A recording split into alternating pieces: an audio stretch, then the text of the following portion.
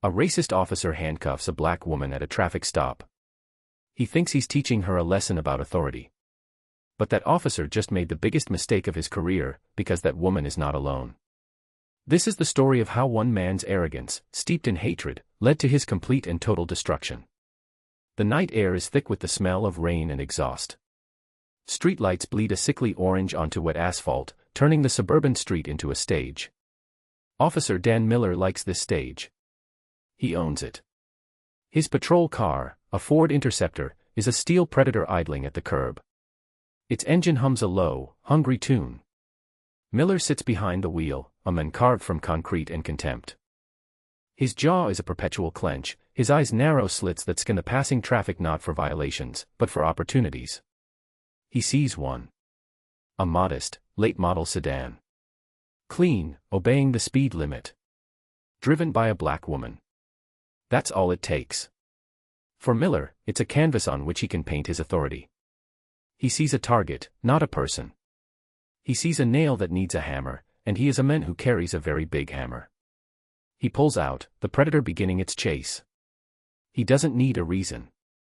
He will invent one. The stop sign 2 blocks back. A slight weave within the lane. It doesn't matter. The reason is the driver. The reason is the skin. He flips on the lights. Red and blue strobes slash through the darkness, painting the interior of the sedan in frantic, silent screams. Inside that car, Dr. Alani Davis sighs. She feels the familiar, cold dread that sinks into the bones of so many who look like her when those lights appear in the rearview mirror. It is a dread born of 1,000 shared stories, 1,000,000 warnings from parents and grandparents. She is not a criminal. She is a cellular biologist, on the cusp of a breakthrough that could reshape cancer treatment. She is on her way home from her lab after a 16-hour day. Her mind is a universe of complex protein chains and genetic markers, but right now, it is forced to shrink, to focus on one simple, terrifying variable, the man walking towards her car. She pulls over smoothly, turning on her interior light, placing both hands on the top of the steering wheel. She follows the script. The one designed for survival. Officer Miller approaches the passenger side, a deliberate tactic to disorient. His footsteps are heavy, authoritative thuds on the pavement. He carries a large mag light, not for illumination, but as a cudgel, a physical extension of his will. He shines it directly into her eyes, a blast of white that erases everything. License and registration. His voice is a gravelly bark. Not a request. A demand. Alani doesn't flinch. She keeps her movements slow, deliberate. Of course, officer. They are in my glove compartment. I am going to reach for them now. She narrates her every move. The script. Miller says nothing, just watches, his face a mask of bored superiority. He already knows how this ends. He has played this scene 100 times. He will find a problem. A nervous answer. A flickering eye. Something, anything, to justify the escalation he craves. Alani hands him the documents. Her fingers are steady. Her gaze is direct. He takes them, his eyes scanning not the papers, but her. The well-tailored blazer. The quiet confidence in her posture. This irritates him. It doesn't fit his narrative. She is supposed to be scared, deferential, broken. Dr. Alani Davis, he reads from her license, drawing the word doctor out with a sneer. What kind of doctor? I have a PhD in cellular biology. Miller lets out a short, ugly laugh. Right. And I'm an astronaut. He taps the license against his flashlight. You know why I pulled you over, doctor? I'm not sure, officer. I believe I was obeying all traffic laws. You believe wrong, he lies easily, effortlessly. You rolled through that stop sign back at Maple and 3rd. Barely even slowed down. It's a fabrication. She remembers the stop sign perfectly. The complete stop. The look both ways. The careful pull into the intersection. It doesn't matter. His reality is the only one that counts on this stretch of asphalt. I'm quite certain I came to a complete stop, officer. Her voice is calm, level. It is the voice she uses to explain complex data to skeptical colleagues. It is a voice of fact, not emotion. This is a mistake. To Miller, her calmness is not composure. It is defiance. Her precision is not honesty. It is arrogance. Are you calling me a liar? His voice drops, the feigned boredom replaced by a low, menacing growl. The air thickens. His partner, a younger officer named Cale, shifts his weight by the patrol car. He can feel the temperature change. He has seen this before. He knows where it's going. He says nothing. His silence is a form of consent. No, officer, Alani says, choosing her words with the same care she uses to calibrate a microscope. I am simply stating my recollection of events. Your recollection, Miller grins, a predator showing its teeth. Let me tell you something about your recollection. It doesn't mean a damn thing out here. My report is what matters. My word is what matters. He leans in closer, his face now framed in her window. She can smell the stale coffee on his breath. Were you headed in such a hurry, anyway? This isn't exactly your neighborhood, is it? The question hangs there, dripping with insinuation. You don't belong here. Alani's composure remains a placid lake, but beneath the surface, a cold anger begins to stir. She has spent her life navigating rooms where she was the only one. Enduring the subtle cuts, the patronizing questions, the presumed incompetence. This is just a cruder, more direct version. I live 3 blocks from here, officer. The fact lands like a stone, disrupting his narrative again. He expected her to say she was lost, or visiting someone, or passing through. Living here. In this quiet, manicured, predominantly white suburb. The thought offends him. 3 blocks from here, he repeats, his tone thick with disbelief. He shines the light around the interior of her car. A leather briefcase on the passenger seat. A stack of scientific journals. Nothing. It's too clean. Too orderly. It's wrong. I'm gonna need you to step out of the car, ma'am. The escalation. It was inevitable. For what reason? Alani asks, her voice still steady, but now with an edge of steel. For what reason? Miller mimics her in a high, mocking tone. Because I told you to. That's the only reason you need. He puts his hand on the door handle. Now, are you going to step out, or am I going to have to pull you out? The threat is naked. The air crackles with it. Officer Cale takes a half step forward. Miller, maybe we just write the ticket. Stay out of this, Cale, Miller snaps without looking at him. His entire focus, his entire world, has narrowed to the woman in the car. He needs to break her. He needs to see the fear in her eyes. He needs to validate the ugly prejudice that fuels him. Alani knows her rights. She knows this is a fishing expedition. She knows that stepping out of the car is a concession, a step onto a path that leads nowhere good. But she also knows the man outside her car has a gun, a badge, and the full, crushing weight of a system that will believe him over her. She makes a calculated decision. She will comply, but she will not break. She unlocks the door and steps out, her movements fluid and graceful. She stands tall, meeting his gaze. She is not intimidated. And that, more than anything else, is her greatest crime. Turn around. Put your hands behind your back. Officer, you have no reason to do this, she says, her voice a low, clear bell in the humid night. I have done nothing wrong.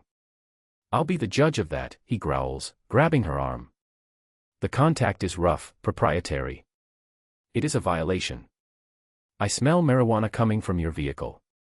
That gives me probable cause to search you, your car, and anything else I feel like. Another lie. The only thing in her car is the faint scent of leather and paper. The lie is a key, one he has just forged to unlock the next level of humiliation. Cale knows it's a lie. He can't smell a thing. He looks away, at the wet street, at the dark houses with their sleeping inhabitants, anywhere but at the injustice he is now complicit in. His silence is his contribution. Miller shoves Alani against the side of her car. The cold metal presses against her cheek. He wrenches her arms behind her back with unnecessary force. She winces, a sharp intake of breath. He sees it. A crack in the calm facade. He smiles. Not so tough now, are you, doctor? He whispers, his voice slick with triumph. The first handcuff clicks shut around her wrist. The sound is cold, final. It is the sound of a closing door. The sound of power being asserted in its most brutal form. He is about to ratchet the second cuff when he pauses. He leans in close to her ear, his voice dropping to a conspiratorial, venomous whisper. You people always think you're so special. Think you can just waltz into our neighborhoods, get your fancy degrees, and act like you own the place. But let me tell you a little secret. He pulls the second cuff tight, the metal biting into her skin. Out here, you're nothing. You're just another number. And tonight, I'm going to make sure you remember that. This is the line. The moment the encounter transforms from a gross abuse of power into something deeply, personally vile. He isn't just arresting a citizen. He is punishing her for her existence, for her success, for her refusal to be what he expects her to be. A profound, crystalline stillness settles over Alani. The fear, the dread, the anger, it all recedes, replaced by something cold and hard and absolute. It is the stillness of a scientist who has isolated a variable, who now sees the experiment through to its conclusion. She turns her head slightly, her eyes meeting his in the reflection of the car window. You're going to regret this, she says. Her voice is not a threat. It is a statement of fact. A prophecy. Miller laughs. A loud, braying sound that echoes in the quiet street. Oh, I'm shaking. I'm really shaking. What are you going to do? Write a strongly worded letter. File a complaint. It'll end up right in my circular file. He taps his temple. This is my world. My rules. He yanks her upright, ready to begin his illegal search, ready to tear apart her car and her dignity. He is at the absolute peak of his power, savoring the moment. And that is when the world changes. It happens not with a bang, but with a whisper. Two sets of headlights appear at the end of the street. They are not the soft, yellow lights of civilian cars. They are the sharp, white, piercing beams of government-issue vehicles. Two black SUVs, sleek and unmarked, glide down the street with an unnatural silence. They don't slow down. They accelerate. They pull up, one in front of the patrol car, one behind, boxing it in with quiet, lethal precision. Their engines hum with a power that makes the Interceptor's V8 sound like a lawnmower. The strobing police lights catch on their tinted windows, revealing nothing of the interior. Miller freezes. His hand is still on Alani's arm. He stares at the SUVs, his mind struggling to process this new, unexpected variable. Local cops. Detectives. No. These cars are different. They radiate an aura of untouchable federal authority. Then, the doors open. All four doors on both vehicles swing open in perfect, synchronized unison. It is a movement of practiced, military efficiency. 8 figures emerge. Men and women in dark, perfectly tailored suits. Earpieces are nestled in their ears. Their faces are calm, professional, and utterly devoid of emotion. They move not like cops, but like soldiers. One man steps forward from the lead vehicle. He is tall, with silvering hair and a face that looks like it was chiseled from alpine granite. He moves with a quiet confidence that makes Miller's swagger look like a child's tantrum. He walks towards the scene, his polished shoes making no sound on the wet pavement. His eyes are fixed on Miller. They are the coldest eyes Miller has ever seen. Officer Dan Miller, the man says. His voice is calm, but it cuts through the night like a surgeon's scalpel. It is not a question. Miller's brain finally kicks into gear, his training taking over. He shoves Alani towards Cale. Watch her, he puffs out his chest, trying to reclaim the authority that is rapidly bleeding away from him. This is an active traffic stop. Identify yourself. The man in the suit doesn't stop walking until he is 5 feet away. He doesn't reach for a badge. He doesn't need to. His presence is his identification. I am Special Agent Thorne, United States Department of Justice. He gestures almost casually towards the woman in handcuffs. And you have just assaulted a protected federal witness. The words hit Miller like a physical blow.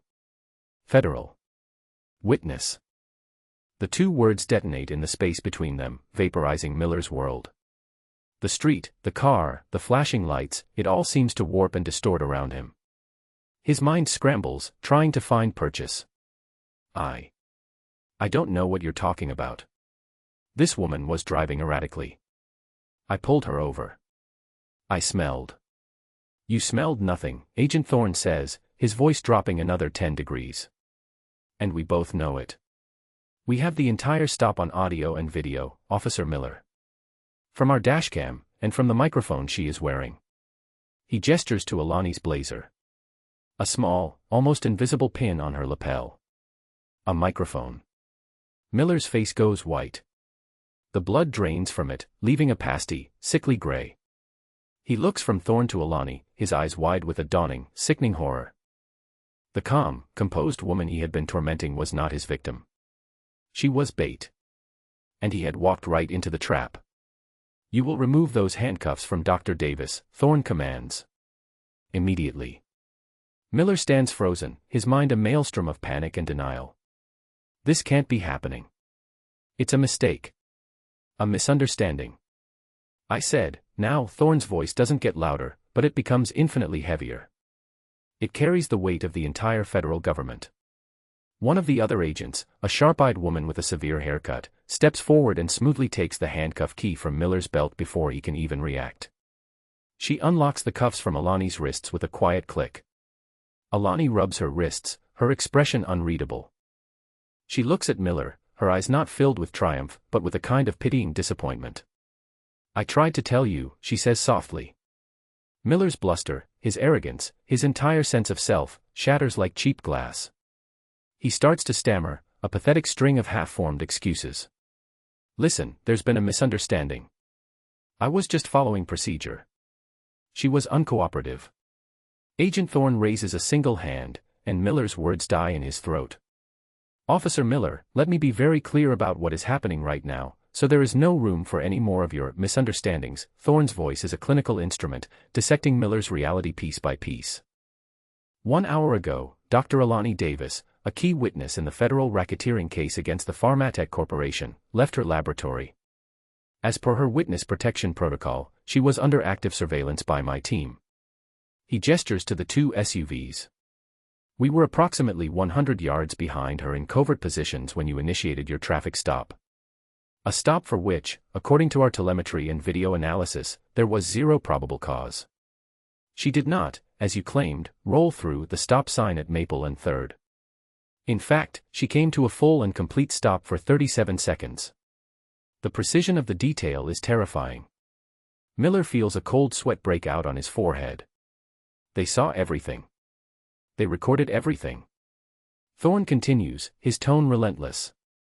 You then proceeded to engage in what is known as a pretextual stop. You questioned her presence in her own neighborhood, a clear indicator of racial bias. You then fabricated the presence of marijuana to justify an illegal search of her person and vehicle. He takes a step closer. The other agents fan out slightly, their positions creating an unspoken, inescapable cordon.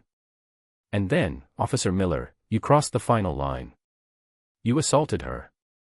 You placed her in handcuffs without cause, and you delivered a series of racially motivated threats and insults. All of which we have on a crystal-clear digital recording. He pulls a small, sleek audio player from his pocket. He presses a button. Miller's own voice, tinny and ugly, fills the night air. You people always think you're so special. Out here, you're nothing. I'm going to make sure you remember that. The sound of his own vile words, played back in this cold, sterile context, is horrifying. It strips away all the self-justification, all the righteous anger, leaving only the raw, naked bigotry. Cale, the partner, looks like he's going to be sick. He takes a step back, trying to physically distance himself from Miller, from the recording, from the career-ending cataclysm that is unfolding before him. Thorne turns his icy gaze on the younger officer. Officer Cale. Cale jumps, startled. Sir. You have a choice to make, Thorne says, his voice softening almost imperceptibly, a calculated move. You can either go down with him, as an accomplice to multiple federal crimes, including the violation of a citizen's civil rights under color of authority, or you can provide a full and truthful statement about what you witnessed here tonight. Right now. The offer is a lifeline thrown into a churning sea. Cale doesn't hesitate. He is young, he has a mortgage, a future. He is not going to sacrifice it for Dan Miller's ugly prejudices. He's lying, Cale blurts out, the words tumbling over each other. There was no reason for the stop. He just said he wanted to shake her up, there was no smell of marijuana. He made it all up. I should have stopped him. I'm sorry. The betrayal is swift and absolute. Miller looks at his partner, his face a mask of disbelief and fury. You coward. You spineless worm. That's enough, Miller, Thorne says, his voice hardening back to granite. Miller's composure finally snaps. The fear and panic curdle into a desperate, pathetic rage. He is a cornered animal. You can't do this, he screams, his voice cracking. I'm a police officer. I have rights. This is my jurisdiction. You federal clowns can't just roll in here and... He reaches for his radio on his shoulder, a reflexive, desperate act. To call for backup. To call for help from a system he no longer controls. Before his fingers can even touch the button, two of Thorne's agents move. They are a blur of efficient motion. One seizes his arm, twisting it behind his back in a textbook control hold. The other relieves him of his service weapon with a practiced flick of the wrist. It is over in less than a second. Miller lets out a yelp of pain and surprise. He is now the one being restrained, helpless and humiliated. As if on cue, another car arrives. This one is a marked police cruiser, but it moves with none of the swagger of Miller's car. It pulls up slowly, and from the passenger side emerges a man with a weary face and the gold braid of a police chief on his shoulders. The department's internal affairs supervisor gets out of the driver's side. They had been summoned by Thorne 10 minutes ago. They are here to witness the end. The chief, a man named Harris, looks at the scene. He sees the federal agents, the subdued officer, the calm, dignified black woman standing beside the lead agent. He sees the whole sordid story in a single glance.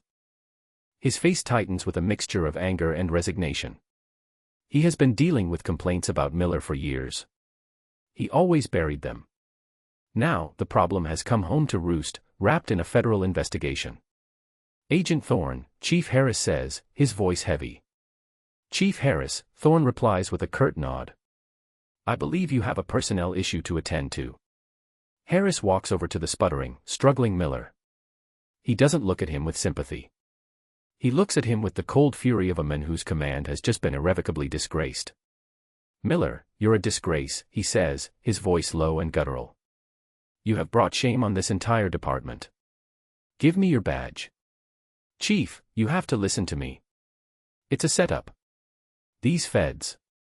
I said, give me your badge. Now. The agent holding Miller's arm eases the pressure slightly. With a trembling hand, Miller unclips his badge, the small shield of metal that had been the source of all his power and identity. It feels impossibly heavy in his hand. He holds it out. Harris doesn't take it. He lets it fall from Miller's hand, clattering onto the wet asphalt. A small, pathetic sound in the sudden silence. The public stripping is complete. The officer is gone. All that remains is a man. A pathetic, hate-filled man, shivering in the night air, exposed and powerless. Alani watches this, not with glee, but with a profound, aching sadness. This entire, ugly spectacle was so unnecessary. It was born of nothing more than a man's refusal to see her as a human being. She steps forward, past the protection of Agent Thorne. She walks until she is standing directly in front of the man who had handcuffed her just minutes before. He refuses to meet her eyes. He stares at the ground, at his fallen badge, anywhere else. Look at me, she says. Her voice is not loud, but it commands the attention of every person on that street. It is the voice of a woman who has reclaimed her power. Slowly, reluctantly, Miller raises his head. His eyes are filled with a toxic stew of hatred, fear, and self-pity. You did all of this, Alani says, her voice quiet but carrying immense weight, because you couldn't stand the sight of me. A black woman. A doctor. Living in your neighborhood. Driving a car. Existing. She pauses, letting the words sink in. You saw a caricature that lives in your head. A stereotype you needed to punish. You never once saw the person standing in front of you. You were so blinded by your own prejudice that you couldn't see the truth. You couldn't see that your assumptions were the very trap you were setting for yourself. She takes a deep breath. I didn't want this to happen. I just wanted to go home. But you wouldn't let me. You had to teach me a lesson. Well, here we are. This is your lesson. This is what happens when you let hate be your guide. It doesn't just destroy others. It destroys you. She turns and walks away, back towards the quiet professionalism of Agent Thorne's team. She has said all that needs to be said. The final word has been spoken. The annihilation is complete. The fallout is not a single event, but a cascade. A slow, grinding, and utterly comprehensive demolition of Dan Miller's life and the corrupt system that enabled him. For Miller, the night of the arrest is only the beginning of his descent. He is immediately fired from the police force, his termination effective before the sun rises. There is no union protection, no lengthy review process. Chief Harris, facing a public relations nightmare and the looming threat of a full-scale Department of Justice takeover, cuts him loose without a second thought. Miller is no longer an asset, he is a liability of catastrophic proportions. But his problems are just beginning. Agent Thorne and the Department of Justice do not file a simple complaint. They unseal a federal indictment. Daniel Miller is charged with multiple felonies, deprivation of rights under color of law, witness tampering, and perjury for the false statements he intended to file in his police report. The case is airtight. They have the high-definition video. They have the crystal-clear audio. They have the sworn testimony of his former partner, Officer Cale, who is granted limited immunity in exchange for his full cooperation. They even have a dozen previous complaints against Miller for similar, pretextual stops, targeting minorities, complaints that Chief Harris had conveniently misplaced in a filing cabinet. The DOJ finds them. Miller's trial is a brief, brutal affair. The local media dubs it the trial of the badge, and it becomes a national symbol of policing gone wrong. The video of him handcuffing Dr. Davis is played on a loop on cable news. His sneering, racist whisper is broadcast for the world to hear. There is no defense. His lawyer, a court-appointed public defender he scoffs at, can do little more than plead for mercy. The jury, a diverse panel of his peers, is out for less than an hour. Guilty. On all counts. The sentencing is even more devastating. The judge, a stern African-American woman who looks at Miller with undisguised contempt, makes an example of him. She speaks of the sacred trust an officer holds, and how Miller had not merely broken that trust but had incinerated it with the fire of his own bigotry. He is sentenced to 15 years in a federal penitentiary. No parole. His pension is seized to pay for a civil settlement to Dr. Davis, though Alani immediately donates the entire sum to a newly established legal fund for victims of police misconduct. His house goes into foreclosure. His wife leaves him, taking the children and changing their last name. The last the world sees of Dan Miller is a photograph of him in a drab prison jumpsuit, his face gaunt, his eyes hollow, the swagger and arrogance replaced by the vacant stare of a man who has lost everything. He is no longer the hammer.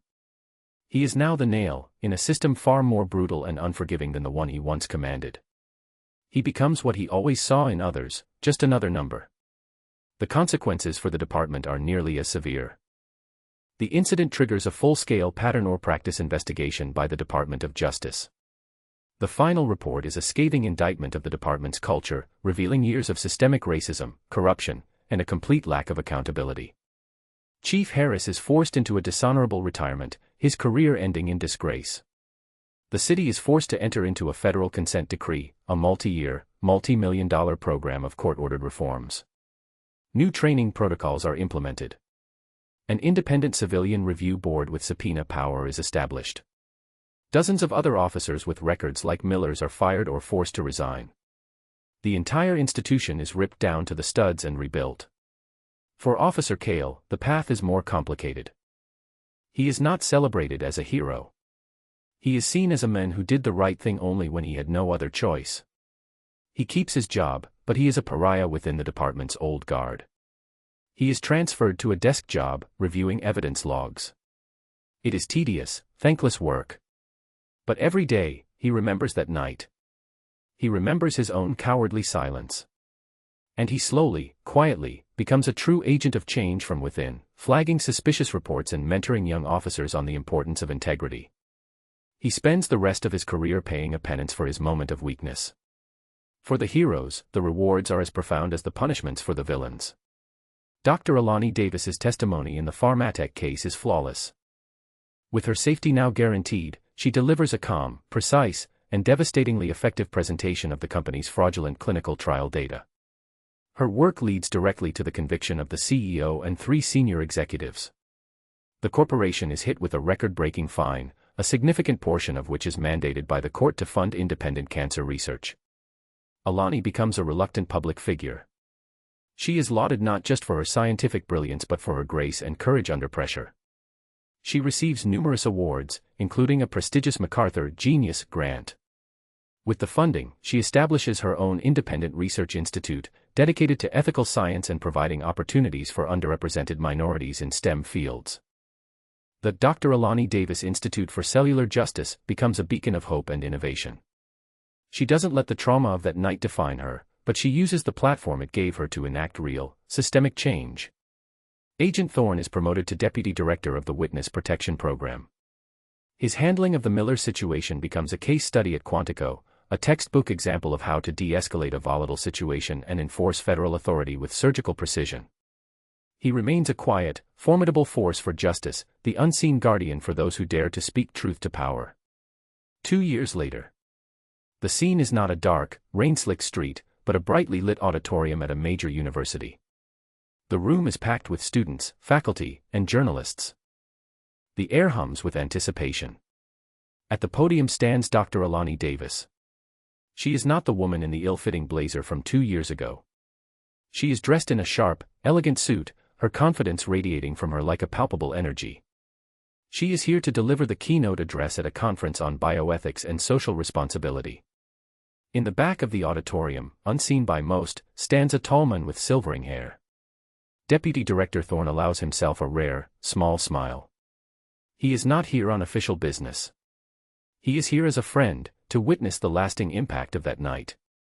Alani begins her speech. She talks about the complexities of genetic engineering, the moral imperative of scientific truth. And then, she seamlessly transitions. Truth is not just a standard we must uphold in the laboratory, she says, her voice resonating through the hall. It is a standard we must demand in our society.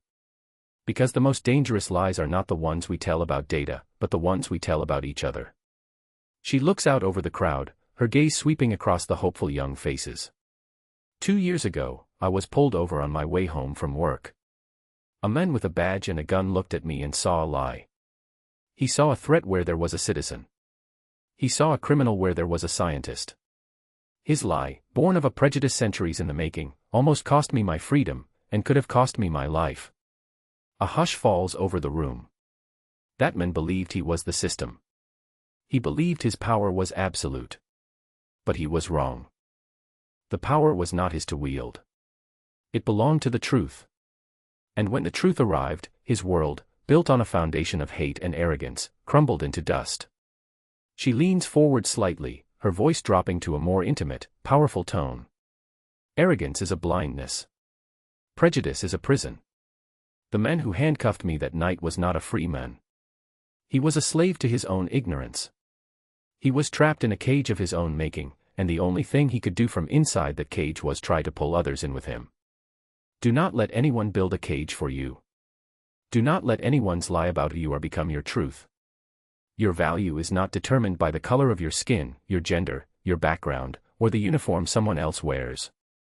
It is determined by your character, by your intellect, by your integrity, and by your courage to stand in the light, even when others would prefer you remain in the dark. Her final words land with the force of a thunderclap. Be the truth. Live the truth. And the systems built on lies will have no choice but to fall before you. The auditorium erupts. The applause is deafening, a wave of sound that is more than just appreciation for a good speech. It is an affirmation. A promise. Alani smiles, a genuine, brilliant smile. She has taken the ugliest of moments and transformed it into a lesson of enduring power. The moral of the story hangs in the air, unspoken but understood by all. True power is not the ability to dominate, but the resilience to endure. True justice is not about revenge, but about restoration. And the most satisfying victory is not just in watching the arrogant fall, but in rising above the ashes to build something better, stronger, and more just in their place. The world that Dan Miller tried to break had only made Alani Davis and the cause she represented infinitely more powerful. His hatred was the fuel for his own destruction, and the catalyst for a brighter, more truthful world.